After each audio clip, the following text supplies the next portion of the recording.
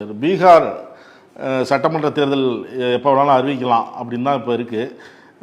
இந்த தேர்தலுக்கு முன்பு இன்னைக்கு ஒரு திட்டத்தை தொடங்கி வச்சிருக்கிறார் மோடி. 75 லட்சம் பெண்களுக்கு தலா 10,000 அவங்க வங்கி கணக்கில் செலுத்தப்படும் அப்படின்னு சொல்லிட்டு அவங்க சுய தொழில் செய்யலாம், சுயமரியாதையாக வாழலாம் அப்படின்லாம் அவர் பேசியிருக்கிறார். அது எப்படி பார்க்குறீங்க?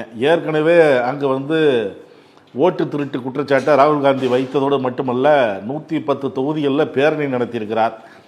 இந்தியா கூட்டணி மிகப்பெரிய வெற்றியை அடையும் அப்படின்னு ஒரு நம்பிக்கை இருக்குது. இந்த நேரத்தில் பெண்கள் வாக்குகளை குறிவைத்து 1000, 1500 அந்த மாதிரிலாம் இல்லை, 10,000 ரூபாய் அப்படிங்கிற அளவுக்கு செலுத்தியிருக்கிறாங்க. தொடர்ந்து செலுத்தப்படும் 2 லட்சம் வரைக்கும் அப்படின்லாம் சொல்கிறாங்க. எப்படி பார்க்குறீங்க? பாஜக அவங்களுடைய ஒற்றை நோக்கம் நாட்டினுடைய வளர்ச்சியோ மக்களினுடைய வளர்ச்சியோ இல்லை. அதிகாரத்துல உட்காரணும், அதிகாரத்துல இருந்து சுரண்டணும். இந்த ஒற்றை தான் அவங்களுடைய நோக்கமே. கார்பரேட்டுகளை வளர்த்து வர்றதுக்காக என்ன வேணாலும் செய்வாங்க அந்த குரூப்.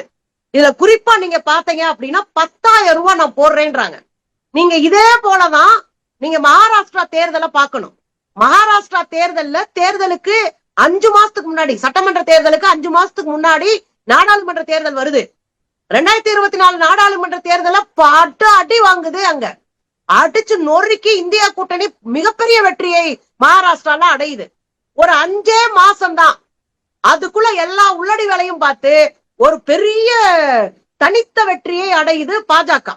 இதுக்கு 2க்கு இடையில சில விஷயங்கள் நடந்தது. ஒன்று, ஓட்டு திருடு.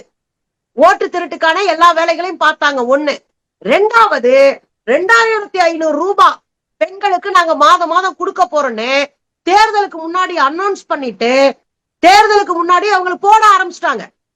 2,500 ரூபாய் போட்ட உடனே பெண்கள் என்ன நம்ப ஆரம்பிச்சிட்டாங்கன்னா, ஐயோ நமக்கு 2,500 ரூபாய் மாசம் கிடைக்குது, இது ஒரு பெரிய தொகை, நமக்கு பெரிய உதவியா இருக்கும்னு போட்டு போட ஆரம்பிச்சாங்க. பெண்களுடைய கணிசமான ஓட்டு விழுந்துச்சு. அதுக்கு பிறகு என்ன நடந்துச்சு? ஆட்சிக்கு 2வது மாசத்துல ஒண்ணு அறிவிக்கிறாங்க. நீங்க முதியோர் தொகை வாங்குறவங்க, வேறு பல நலத்திட்டங்கள் இருக்கிறவங்களுக்கு எல்லாம் இந்த தொகை கொடுக்க மாட்டோம் அப்படின்னு 500 ரூபாய் ஆக்குனாங்க. 500 ரூபாய் ஆக்குச்சு. அதுக்கு பிறகு ஆண்கள் எல்லாம் பெண்கள் மாதிரி போலியா அட்ரஸ் கொடுத்து, போலியா இது ஐடென்டி எல்லாம் கொடுத்து நிறைய தொகை, பல 100 கோடி ரூபாய் கொள்ளையடிக்கப்பட்டிருக்குன்னு தெரிஞ்ச உடனே அந்த திட்டமே முடிவுக்கு வந்துருச்சு.